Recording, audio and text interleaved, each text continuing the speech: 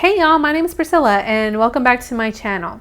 So today we're going to talk about the Xenogenesis series, finally. This is a series that I read over the span of like 3 weeks, a book a week, and it consumed me and all of my thoughts for that time period, and I think I'm finally ready to talk about it. So I'm going to do sort of a non-spoilery section, a review portion in this video, and then I will alert you. Priscilla in editing will alert you when spoilers begin and the discussion-y part of this video will start. So firstly, let's get into the mandatory synopses. Stick with me. I have to get into these synopses before I start talking about the rest. But in book 1, Dawn, we follow our main character Lilith Yapo, who is a black woman who has been abducted by a very mysterious species called the Oankali. So we learn alongside Lilith that Earth has been destroyed and ravaged by some great nuclear war, and that the Oankali have swooped in to save the remaining humans just in the nick of time. And Lilith also quickly learns that in order to survive, she's going to have to work and comply with the Oankali's needs.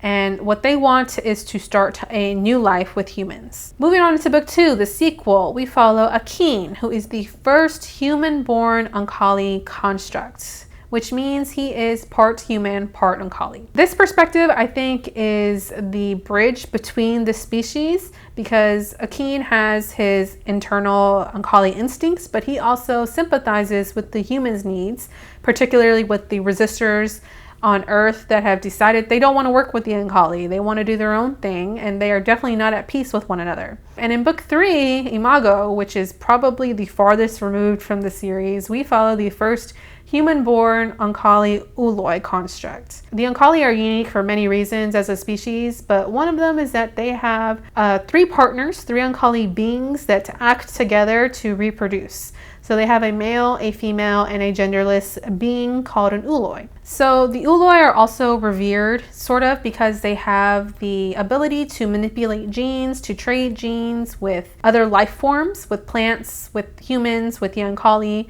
and to create more perfect beings, more perfect life. The main character's name is Jodas. It is born and reaches maturity and metamorphosis, and we get our final end to the series and we learn of the fate of the humans. Before I get into my overall thoughts, trigger warnings in this for violence, especially towards women.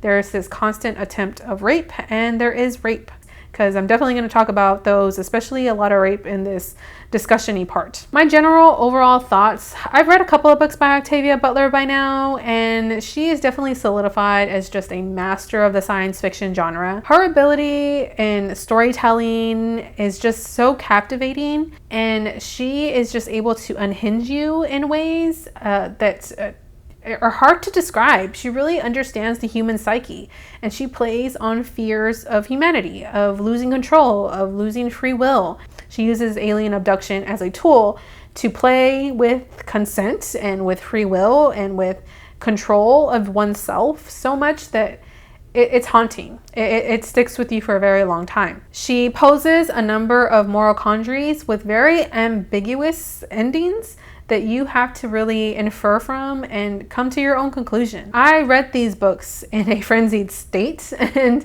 I was equal parts awestruck and horrified while reading them all. I really just wanted to make sure that, especially Lilith, the main character from book 1, was going to be okay. And I know from reading Butler's other books that she will do horrible things to her characters. There are just some atrocities that are hard to read about, and there are some of them in here. So there is this constant theme of harm or saving, depending on your interpretation, from the Oankali. Because the Oankali feed Lilith and the humans, they feed them, they clothe them, they manipulate them to do their bidding, to act as they want.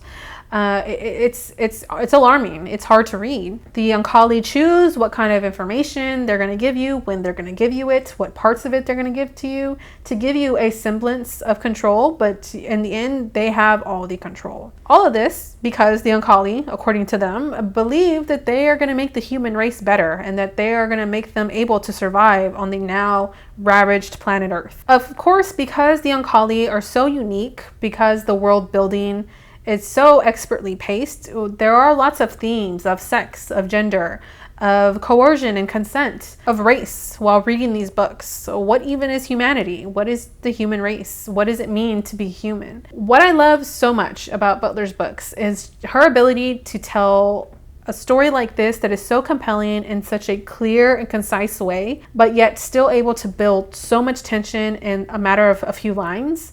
You really are on the edge of your seat while you're reading these books. So I've been discussing mostly book one in the context of this review because I'm trying to avoid spoilers, but also because Lilith was just one of the main characters that I cared about most. And in the books 2 and 3, we get farther and farther away from the human experience as the main characters get more and more alien. And the story starts to get a little bit more jumbled in those books with those POVs. And the intent of the story starts to get a bit jumbled as well. So that's why I think that if anything, you should definitely read book 1, but I think that it's still worth to read books 2 and 3 to see how things are wrapped up. I read these stories and interpreted them through the lens of colonization because I feel that the Oankali are much more of the colonizer type than the savior type, and that their intentions and motivations are really self-serving more so than to help the humans. So Octavia Butler's Xenogenesis series was originally titled that, and I like that title because I feel like it really encapsulates what the story's about. It's very alien, it's very futuristic, and it harkens to the book of Genesis in the Bible that is all about the creation of life, the start of a new world. And I think that that's what this story is about. It's about these aliens and these humans merging together, integrating, and how this new life form comes to be and how we get there over a century of time. So I think this is the part where I have to jump into spoilers. Thank you so much if you've watched this review and you haven't read this yet, but maybe if you want to read it now, please leave a comment down below at this time. So the first major theme is, what does it even mean to be human? This is a question that I was constantly asking myself while reading this series. So according to the Oankali, there are two major characteristics that define humanity: our intelligence and our hierarchical, ideas of life. This isn't very well explained in the book, this idea of hierarchy, but I interpreted it most by Maslow's hierarchy of needs, and the Oankali view themselves as superior because they are able to make decisions for the betterment of self-actualization, and the humans aren't. We see things very structured, very categorically. Because of this, the Oankali believe it is their right to, and it is almost like their mission, to make decisions for the humans to make them more better, to get rid of this imperfect characterization hierarchy way of thinking. So the Oankali are covered in tentacles. They have this gray skin. They are very disturbing and horrifying to look at.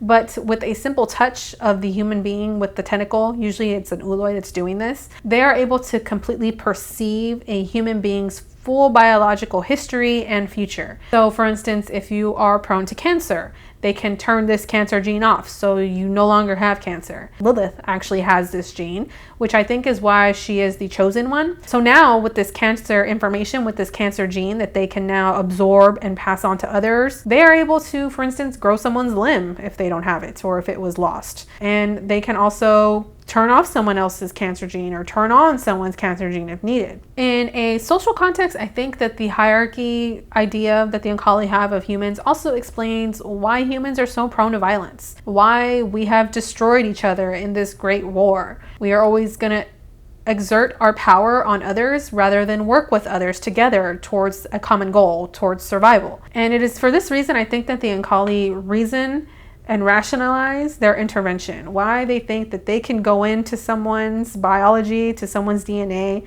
and make changes without telling them. So how does this all fit into what does it mean to be human? Well, because they do this to Lilith so early on in the book, people start to doubt whether Lilith is human anymore, because they make Lilith stronger, because they make her heal faster, because they take away her cancer. All these things, these characteristics, these abilities and changes in her make her perceived as less human, and I don't really blame them. At what point do we lose our humanity? When you release your free will? Is it when you start to mate with them? Is it when you start to have children? There are all these questions, and the more children that she has, the more descendants that are born in these stories, they become more and more alien and less human. So I think it's these first steps that really start to question Lilith's humanity. For me, I think that because I just adore Lilith so much, I'm a bit biased, but I think it was her ability to choose that really made her human. She chose to live. I don't think she ever really chose the Oankali. She chose to live. Every time Lilith was on the page, I felt her pain, I felt her hesitation, and I felt that while she does have some happiness, some self-worth in the end, I think that she would have chose differently if she had been given full information from the Oankali. I'll get more into that later, but this idea leads into the next theme, which is a theme of consent. What even is consent? Because the Oankali's definition of consent is very problematic and very scary. From the moment that Lilith wakes up, like I said before, the Oankali are holding her captive, and they really have complete control over her. They keep her awake when they want, they put her to sleep when they want, until she agrees to work with them, and she is really the first human that is supposed to wake up all the other humans and convince them to work with the Oankali, that this is the way to go. This is the only way we're going to survive. The aliens are not forthcoming with information. They hide things. They're sneaky. They're conniving. They really think that they're doing all of this with the best intentions. As long as their intentions are good, all of their actions are warranted. I don't think so, but another thing that really set off red flags for me was that the Oankali refused to give Lilith pencil and paper. They don't want her to write. They don't want her to learn and share information. And anytime in Butler's books someone is hindered this way, they are told they can't teach others, they can't learn, they can't record keep, you know who's the bad guy and who's the good guy. In any of her books, that is always very clear. And they do that to Lilith, and they almost make her work for them, those materials, until she is deemed worthy. So it was really this theme of consent that made me want to devour all of these books. I wanted to know what was going to happen to Lilith. I wanted to know what was going to happen in book 2 with Akin. Hell, I even wanted to know what was going to happen to Jodis, his creepy ass. Much of the initial trading between the Oankali and the humans, the sex, is it's rape. It's just clear as day. Initially, the humans don't want this. The Oankali are repulsive to look at, much less touch. And the Oankali, especially the Ooloi, are able to sort of shapeshift and look more appealing to them, look more human to them. And they start to secrete these pheromones to make them more appealing so they can seduce humans slowly and draw them in. And yes, it's as creepy and predatory as that sounds, but there is never really clear consent on those initial interactions. And it is that reason that I think that the Oankali are just not good for the human race. I think that Butler definitely presents this information and these interactions more ambiguously in the later books, because Akin and Jodis are children in their books, and yet they have the same instincts and the same motivations. And we learn later on that they have these motivations, these needs, these urges to want to mate with humans because they want to survive, because they have to survive. They have to trade and reproduce in order to live. Otherwise, they will dissolve to amoebas, which in my opinion, I wish they would have. I think that when you take someone's ability away to choose, that's when you're crossing the line of consent. And there's even this point in one of the first scenes where an Ooloi says that this human man wanted it and said that he wanted it in every way possible except with his words, which, yikes. And it is not until that initial interaction that the humans actually fully comply with the Oankali. And moreover, because whenever a human interacts with an Oankali this way, they unknowingly release their ability to physically touch their human mates, which I think is very telling, because why would the Oankali do that? For no other reason other than to have complete control over the reproduction, so that they have to work with the Oolois to reproduce. You can no longer have imperfect children with humans because you don't even want to touch them anymore. It was really heartbreaking to read about Lilith wanting to touch her mates and having to touch their hair because she can't touch their skin anymore. So my final theme, I want to discuss a little bit about whether the Oankali are actually saving the human race or destroying it. And I think at this point in the video, you can probably guess how I feel about the Oankali and what I think about them.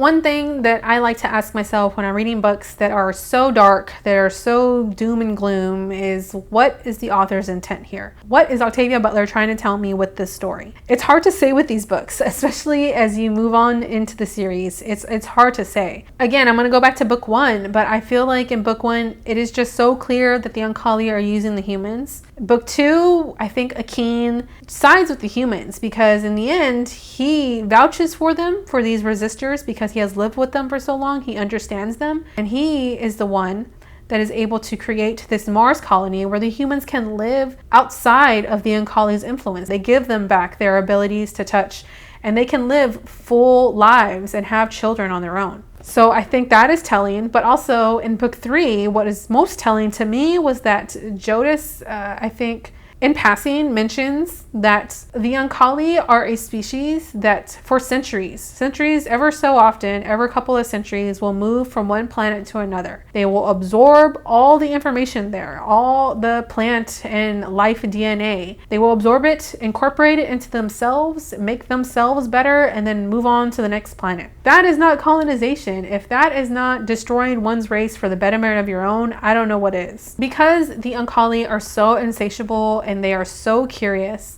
they have to move from planet to planet. That is what they are inherently to doing from birth. We see that from Akin's perspective. We see that from Jodis's perspective. It doesn't make them any less wrong, though, in my opinion. That doesn't make it okay. And also, why don't we see more of Mars in this book? I would have loved to have gotten that full, more satisfying ending, knowing that the people on Mars were thriving. But again, I don't know what the intent of book 3 even was, so it's hard to say why we didn't get a full picture of that. Instead, we get this very picturesque ending, getting a full vision of what the Oankali see as integration and of harmony and living with one another. But what I see as really diminishing and depleting what's left of humanity in these next generations of constructs. A side note, that picturesque ending also makes an argument that this story could easily fit within the horror genre because there was just an impending doom in those last few moments. And wow, I've never read anything like this series. I would love for everyone to read this book, especially any lovers out there of sci-fi. You need to read this book and come back and tell me what you think about it because I want to hear everyone's thoughts about it. I love watching videos, people talking about this series. It is not a perfect book series. It is not an easy read, but you will walk away from it changed. You will at least think a little bit differently about the science fiction genre. So that's all I have for this video. If you have any thoughts, comments, please leave them in the comments down below. I would love to hear from you. Do you think, if you've read this book, that the Oankali are saving or destroying the human race? Maybe I'm completely off base. I would love to hear your arguments and comments. But that is all I have for this video. So thank you so much if you're still with me for sticking around and watching it. And I will catch you in the next video. Bye.